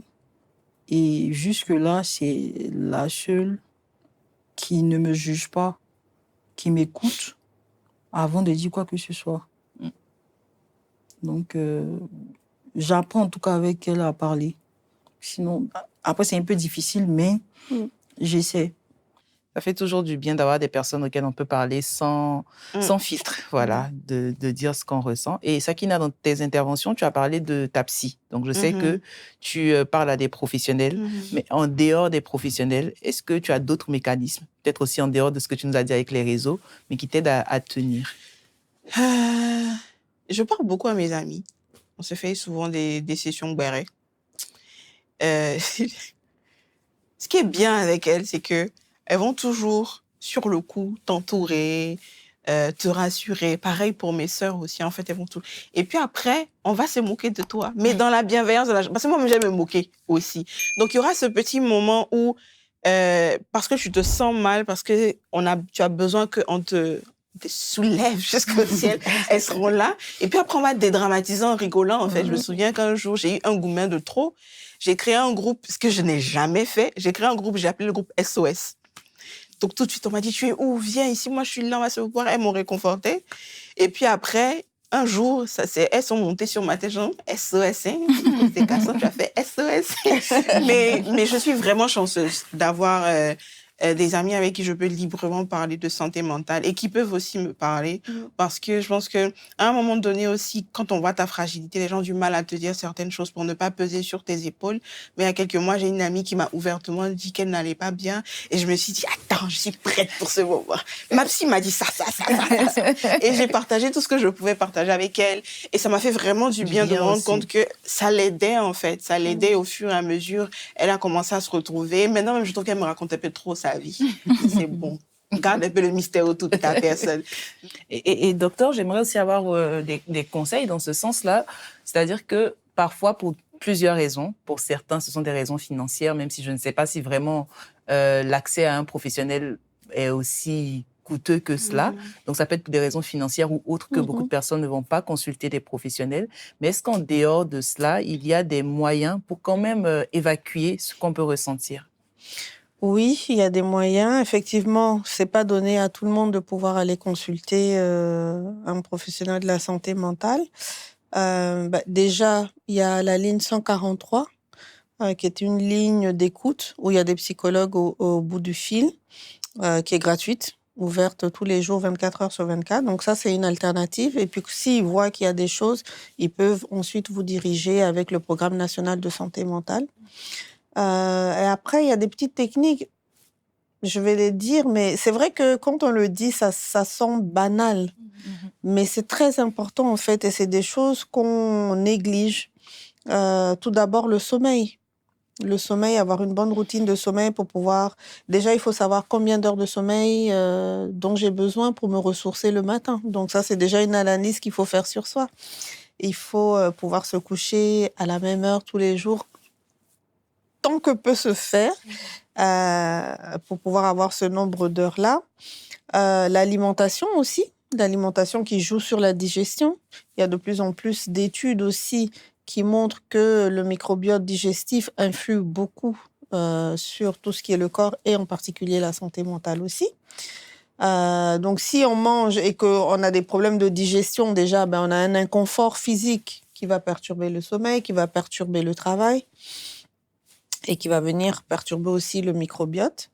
Ensuite, le sport, parce que ça libère des hormones au niveau du cerveau, que ce soit sérotonine, endorphine, etc., qui permettent justement de réguler aussi les humeurs. Et après, il y a tout ce qui est développement personnel. Donc, le journaling, donc pouvoir écrire. Sakina, tu es un peu dans ce cas-là où, par exemple, tu écris sur les réseaux sociaux. Ça permet d'évacuer ces émotions et de les déposer quelque part, en fait. Et après, on peut même venir relire. Il y a un mois, j'ai écrit ça, voir aussi l'évolution et tout ça. Tout ce qui est écrit déjà, bon, il y a le journaling, mais il y a aussi l'analyse de ses émotions. Quelqu'un qui se sent mal, qui ne sait pas ce qui se passe, etc., ben, peut commencer à analyser, ben, dans telle situation, voilà ce que j'ai ressenti ou voilà comment j'ai réagi. C'est quoi l'émotion que j'ai ressentie à ce moment-là? Déjà, identifier l'émotion. Ensuite, pourquoi j'ai réagi comme ça? Pourquoi j'ai eu cette émotion-là? Essayer de chercher la cause. Donc, tout ça, c'est un travail sur soi qui est à faire. Et puis, comme je l'ai dit tout à l'heure, s'asseoir, savoir qui on est, quelles sont nos attentes, quelles sont nos non négociables, etc. Ensuite, il y a la gratitude. Ça paraît bête aussi, mais c'est très important. Écrire au moins 3 choses pour lesquelles on a de la gratitude chaque jour et relire chaque semaine. Ça permet aussi de relativiser, justement, quand on est, de se dire, ah ben ma vie est comme ci, comme ci, comme ci, comme ça. Ben, quand au bout d'une semaine, on relit 21 gratitudes, ben, on se dit, ah ben quand même. C'est vrai que j'ai pas forcément tout ce que je veux, mais quand même, ça va. Voilà. Voilà. Après, il y a les exercices de respiration pour gérer tout ce qui est anxiété, par exemple. Il y a la relaxation pour aussi réguler les émotions, réguler les hormones comme le cortisol, l'adrénaline, qui sont les hormones du stress. Voilà. Qu'est-ce qui me vient encore à l'esprit? Il y a beaucoup de choses. Ouais, c'est une très, très belle liste qu'on a là, en tout cas. Et Grace, est-ce que, en dehors des confidences à ta meilleure amie, tu essaies de développer certains mécanismes pour aussi te permettre d'aller bien au quotidien, ou est-ce que tu envisages de parler à un professionnel? Il y a une collègue qui m'a conseillé de voir un professionnel, mais moi, l'une des choses qui m'a permis de commencer à aller bien, parce que je pense que je suis en train de me retrouver peu à peu. Je respire un peu actuellement, même si c'est pas totalement. C'est la parole de Dieu. C'est surprenant. Ça va être surprenant pour certaines personnes. Mais il y a un passage à l'intérieur qui parle de la vie de Joseph. Parce qu'arrivé à un moment, j'étais trop persécutée. Je me disais, mais toi, tu ne m'aimes pas ou bien. Je parlais à Dieu. Et ça m'a permis même d'avoir une intimité avec lui. J'ai commencé à parler à Dieu comme s'il était devant moi. Je me posais trop de questions. Je me disais que ce n'était pas normal. Parce que je suis arrivée à un stade où, quand quelque chose de bon m'arrive, je suis sûre, je me convainc que c'est qu'il y a quelque chose de mauvais derrière. Même le travail que j'ai, chaque jour que je vois ma patronne, je me dis, mais je suis sûre qu'un jour elle va m'appeler, elle va me dire, Grace, c'est bon. Je ne sais pas, pour rien, je me dis qu'il va avoir forcément un problème. Je m'éloigne des gens, je reste dans mon coin. Et j'ai commencé à méditer, et je suis tombée sur l'histoire de David. David, c'est vrai qu'il a été persécuté, il a été vendu par ses frères, Joseph plutôt. Il a été vendu par ses frères, il est allé en prison, et la femme de Potiphar l'a accusé, et on m'a accusé aussi. Au fait, la vie de Joseph, j'ai eu l'impression que je suis en train de vivre la vie de Joseph. Et quand j'ai eu mon travail, et puis j'ai commencé à me poser des questions, je me suis dit, mais Grace, il faut t'arrêter. Dans la vie de Joseph, il y a une période où il a été ministre, premier ministre, et puis grâce à lui, sa famille est sortie de la famine. Il faut te dire que tu es à ce stade-là, et puis il faut aller bien. Donc c'est comme ça que j'ai commencé à aller mieux. Donc moi, c'est les livres simples plutôt, et aussi la musique. Ah oui, la musique aussi, il fallait les citer. Mais tu as dit qu'il y a une amie qui t'a conseillé d'aller voir un professionnel. C'est ma collègue. Et elle m'a dit... Et tu envisages? On va passer le mot à ta collègue. Comme je disais tout à l'heure, j'ai peur de parler de certains sujets. Comme tout à l'heure, ça, Peut-être que ça va arriver, mais je ne sais pas. Pour Je sais vous, pas. c'est peut-être l'hypnose qu'il vous faut. Ah bon. Bon, Vous moi, je n'avez vais pas être là besoin pour de entendre trop ses parler. secrets pendant l'hypnose. Non, hein. C'est-à-dire que si, par exemple, ça vous permet de ne pas affronter frontalement les problèmes. Parce qu'en hypnose, c'est beaucoup de métaphores. Donc, ça va faire que, par exemple, le décès de votre mère, par exemple, il ne va pas, c'est pas votre mère forcément qui va apparaître où on va parler du décès. Ça pourra être représenté, par exemple, par une table cassée et il faudra réparer la table, tout simplement. Donc, pour des personnes qui sont encore dans le vif, c'est une méthode qui peut justement pallier à ça. Je vais aller me faire hypnotiser. Ce n'est pas ce qu'on pensait. C'est pas comme dans les films. On va te mettre aujourd'hui. Regarde, ici, grâce. Alors, mesdames, nous sommes pratiquement à la fin de notre discussion, mais pas de l'émission, parce que nous allons passer à une autre rubrique qu'on appelle la question du net, qui nous permet d'avoir un petit regard sur ce qui se dit sur les réseaux sociaux et qui a attiré notre attention en rapport avec la thématique, histoire, pourquoi pas, de continuer la discussion ici. Donc, on va partir tout de suite pour la question du net. La petite publication qui a attiré notre attention dit ceci. Quelle a été l'année qui a complètement bousillé votre santé mentale? Sakina. Ce sera 2017, probablement. C'est pas qu'il y a eu un événement en particulier, mais comme je dis, ça a été... 2017, j'avais quel âge? Autour de 21, 22 ans. Et il y a eu la goutte d'eau qui a fait déborder le vase. Un vase qui avait accumulé des choses pendant une vingtaine d'années. Et ça a été très difficile de sortir de là. Sans faire quelque chose de bête, en fait. Parce que vraiment, j'étais à la limite de l'automutilation. Je fantasmais sur une lame qui se baladait quelque part là dans la maison. Et je suis à jamais reconnaissante à Dieu de ne jamais avoir franchi ce pas-là. Mais 2017, ça a été vraiment quelque chose. Et ça me choque moi-même que ce soit pas 2023, parce que c'est l'année où j'ai perdu maman. Mais 2017, c'était un autre kata. 2017. Grâce, quelle année qui a carrément changé les choses, bousillé tout? Le summum. J'essaie d'évaluer le degré de souffrance. Il y a plusieurs années. C'est ça. Oui. C'est-à-dire, il y a eu tellement de choses que tu essaies de voir laquelle des années a été la plus rude. Oui, parce que l'année du décès de ma mère, l'année était rude, mais je pense que je ne m'étais pas rendu compte de ce que je vivais. Et je vais dire 2024. Ok. Non, 2025, là où j'ai fait le poste. 2025. Parce que ça a été un peu le moment où tu as réalisé. Oui. Je suis un peu comme Grâce, je ne sais pas. Je ne saurais dire. Peut-être que je me dis que le moment explosif n'est pas encore arrivé. Ça me fait un peu peur quand même. Ça parce va que pas je me arriver. demande, Mais dis-moi, il n'est pas encore arrivé comme si ça va arriver. Ça Ça n'arrive n'arrive pas encore. Oui, Mais j'ai ça- l'impression que ça a toujours été comme ça. Ça a toujours été ça. Il y a toujours eu des petits moments comme ça. Donc, j'espère que ça ne va pas arriver, Ça que j'aurai le arrivera temps pas. d'engrainer ce qu'il faut engrainer, d'extérioriser avant qu'il n'y ait un moment où ça explose. Docteur, est-ce qu'on peut avoir une réponse aussi à cette question du côté du docteur? Oui, bon, moi, année. j'utiliserai pas le mot bousiller. Je dirais que c'était en 2005. J'ai vécu une situation qui fait que je me suis retrouvée, en fait, où je pleurais sans pouvoir me contrôler. Donc, je suis allée au travail, j'ai commencé à pleurer dans les urgences là-bas. Et j'arrivais pas à m'arrêter, donc j'ai pris congé et puis je suis rentrée à la maison et j'ai continué à pleurer pendant au moins 2 jours.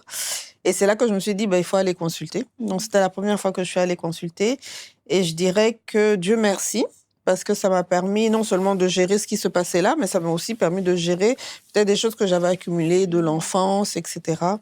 Donc je dirais pas que ça a bousillé, au contraire, ça m'a donné les outils.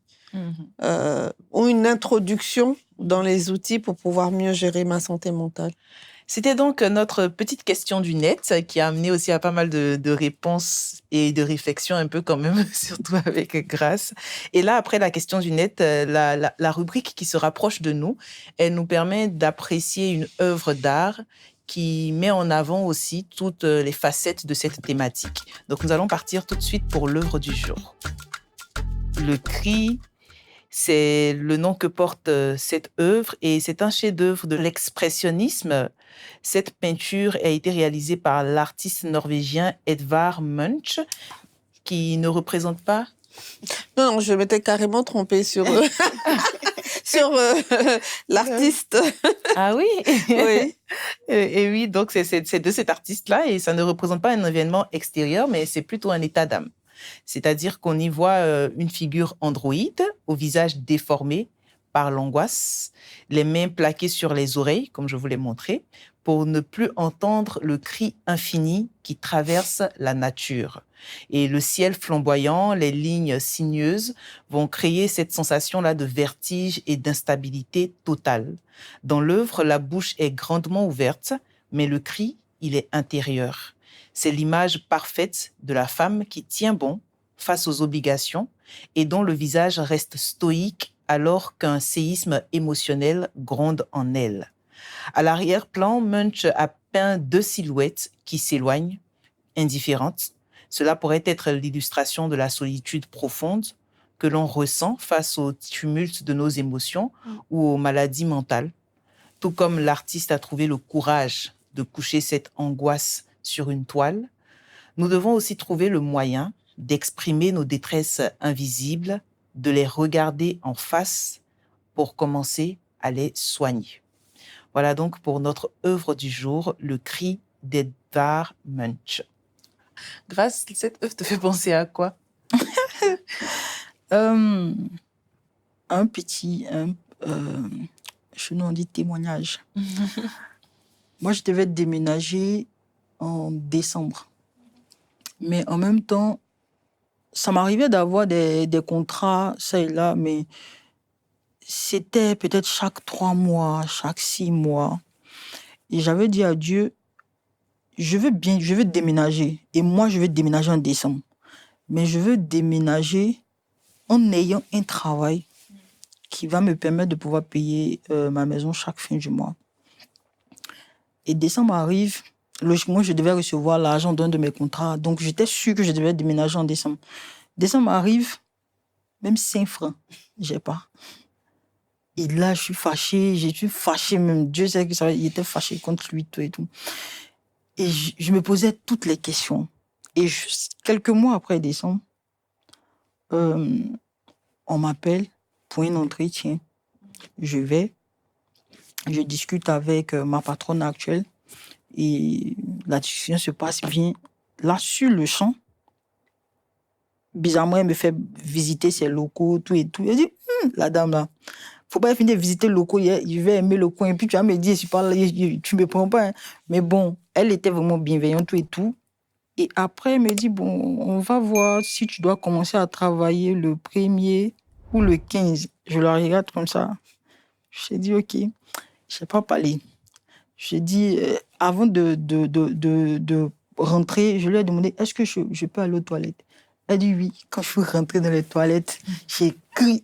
C'est-à-dire que je criais, mais sans que ma voix ne sorte. J'étais contente. Et quand j'ai fini, je me suis arrangée, je suis sortie. Je lui ai dit, au revoir. Elle dit, merci. Et je suis partie. Donc, c'est à ça, c'est à cette anecdote-là. C'est des cris positifs. Oui, effectivement. Je me suis arrangée, je suis rentrée.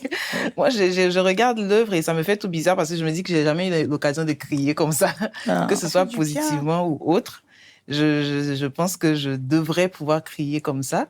Ça me fait remonter un peu les larmes, mais je pense que ce serait bien parfois d'avoir des moments comme ça parce que, je sais pas, je n'ai jamais eu... Pourtant, je l'ai ressenti, le besoin, mais je n'ai jamais voulu parce que peut-être il y avait toujours des personnes devant lesquelles je devais sourire. Donc, quand j'ai envie de crier, même quand quelqu'un arrive, je fais toujours bonne mine. L'histoire de Sakina m'a fait penser à un moment où j'avais perdu mon père et dans la période, je me retrouvais pas. Et ma maman l'avait remarqué. Elle m'a demandé, mais qu'est-ce qu'il y a? Je te trouve très triste. Et je lui disais, non, ça va. Pourtant, peut-être que j'aurais dû lui dire que ça n'allait pas, mais j'ai pas pu. Donc, je me dis que c'est souvent important d'extérioriser et de crier comme ça pour peut-être mettre en avant ce qu'on ressent. On se fait une session de cris à la fin. Oui, pourquoi pas. Et puis, par exemple, moi, une anecdote aussi, je vivais en famille, ça n'allait pas, etc. Mais j'ai pris ma voiture Puis je suis allée, j'ai crié dans ma voiture. J'ai crié, tu vois, j'ai tourné 15 à 20 minutes, j'ai bien crié. Puis après, je suis rentrée me coucher. Donc, faut se retirer si nécessaire. C'est ça. Donc, séance de cri à la fin. Yes. Pourquoi pas? Mais avant la séance de cri, nous avons notre petite séance habituelle, l'une de mes rubriques préférées d'ailleurs. C'est la séance de dédicaces. Donc, on part tout de suite pour les dédicaces. Alors, pour les dédicaces, vous connaissez, enfin, j'allais dire, Dr Sako connaît un peu la coutume, mais je vous l'explique. Il s'agit tout simplement de faire une dédicace à une personne que vous choisissez, quelqu'un à qui vous avez envie d'adresser un mot et qui peut-être, pourquoi pas, devrait être aussi une fois invité dans Moussoya. On va commencer par Sakina. J'avoue que je n'y ai pas réfléchi avant, mais vu le thème, je pense que je vais faire la dédicace à ma petite sœur. On parle de santé mentale, on parle de résilience, on parle de quelle année a bousillé votre santé mentale. Et je sais que le décès de maman a été beaucoup plus difficile pour toi parce que tu l'as vécu dans une période où tu venais toi-même d'être maman. Et avec la distance, avec les hormones, avec tes nouvelles responsabilités, je sais que ça n'a pas été facile du tout et que ça n'est toujours pas. Donc ce message, il est pour toi. Il est pour te dire à quel point je t'admire, à quel point je suis fière de toi, à quel point je t'aime, mais surtout pour te dire tu as le droit de poser tes bagages. Tes sœurs sont là, ton mari est là, on est tous là pour toi. Tu as le droit de poser tes bagages, tu as le droit de faire une pause, tu as le droit de dire, de péter un plomb en fait, en quelque sorte. Parce que je trouve que s'il y a l'une d'entre nous qui aurait dû péter un plomb comme on est parti, c'est toi. J'admire que tu sois forte, mais j'ai envie de te dire, si tu as envie de tout ginzin, on est là. J'aime bien l'expression de la fin, si tu as envie de tout ginzin, comme quoi on est là pour attraper derrière tout ce qui sera ginzin. Alors, prochaine dédicace, Dr Sako. Je sais que grâce à ce que je lui dis, je vais lui laisser un peu de temps encore et je vais partir avec Dr Sako. J'ai pas pensé à l'avance aussi, mais comme ça, la personne qui me vient en esprit, elle se reconnaîtra. C'est une amie que je connais depuis à peu près 2 ans, on va dire. Et j'aimerais lui dire que tout évolue. Tout évolue, que peut-être elle a vécu des choses difficiles, qu'elle se cherche encore. Elle a encore vécu des choses difficiles hier, mais que tout évolue et qu'elle a énormément changé déjà. Elle a compris beaucoup de choses et qu'il faut vraiment juste qu'elle se concentre sur elle-même, poser des limites, ne plus give grace en fait à des personnes qui ne le méritent pas et vraiment se mettre en priorité et de s'aimer telle qu'elle est parce que c'est une très belle personne. Voilà. Donc Sarah, c'est pour toi. Sarah, c'est pour toi. C'est la belle phrase de fin. Merci à Dr Sako pour cette dédicace et on va terminer notre petite série avec Grâce, face caméra, qui va aussi faire sa dédicace à quelqu'un qu'elle aura choisi. Ok. Moi, j'aimerais faire la dédicace à la mère de mon ami. Là, maman, j'aimerais vraiment te dire merci. J'ai pas eu l'occasion.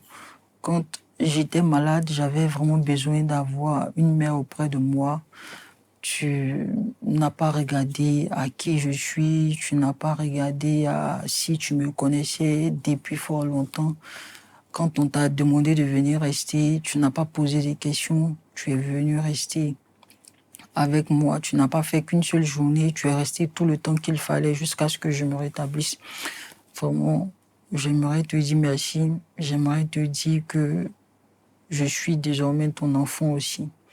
Et vraiment, que Dieu permette que tout se passe bien entre nous. Je ferai mon possible pour te rendre fière, pour ne plus tomber malade surtout. Voilà. Merci infiniment à chacune d'entre vous pour ces dédicaces. Merci aussi pour la sincérité des échanges, pour le partage, pour tout ce qui a été mis sur la table, parce que je crois que ça a servi aussi à nos téléspectateurs, à nos internautes, de pouvoir aussi, pourquoi pas, répondre aux questions qui ont été posées et puis se reconnaître aussi dans certaines réponses qui ont été données.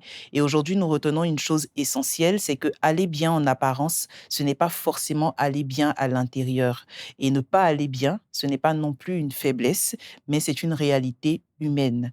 Et à toutes celles qui nous écoutent, si vous n'allez pas bien, si vous sentez que vous avez besoin de ralentir, faites-le. Vous avez le droit de ralentir. Vous n'êtes pas seul. Vous avez le droit aussi de demander de l'aide. C'était Moussoya, un espace de conversation où les voix des femmes existent, mais sans masque, avec beaucoup d'authenticité et de sincérité. Si cet épisode vous a marqué, vous pouvez bien sûr liker, vous abonner et surtout le partager autour de vous. Je vous dis à très bientôt dans un nouvel épisode et en attendant, prenez bien soin de vous, de la femme que vous êtes et de celle que vous devenez. À très vite.